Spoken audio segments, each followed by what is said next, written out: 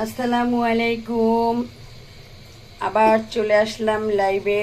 কে কোথা থেকে দেখছেন? আমি নীলা সরকার, অভিনেত্রী। অবশ্যই সবাই ভিডিওটা কেমন হয়েছে মন্তব্য করবেন। আমি টোনা ফিশের কাবাব করছি, আবার নতুন করে। একবার খেয়েছি, খুব মজা লেগেছে, আবার আজকে করছি। আমি কখনো এর আগে টোনা ফিশের কাবাব খাইনি বা টোনা ফিশ খাইনি, মাছটাই খাইনি। তো আমার মেয়ে বলছে, আম্মু তুমি খেয়ে দেখো, এটা প্রচুর পুষ্টি এবং ভিটামিন, এটা স্বাস্থ্যের জন্য খুব ভালো। তো অনেকগুলো টোনা ফিশ কিনেছি আমি, তার জন্য ওই যে কাবাব করছি, সবাই খাবো। এই আজকে একটু বেশি করে করছি।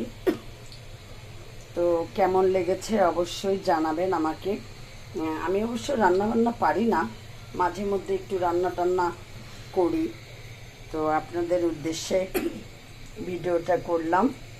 কারো যদি খেতে ইচ্ছে করে এক্ষুনি চলে আসবেন আমার বাসায়, একসাথে আমরা বসে খাবো। খাবারের টাইম হয়ে গেছে, এখন লাঞ্চ টাইম, অবশ্যই সবাই খাবো। তো এর জন্য গরম গরম ভাজতেছি, খেতে বসে যাব।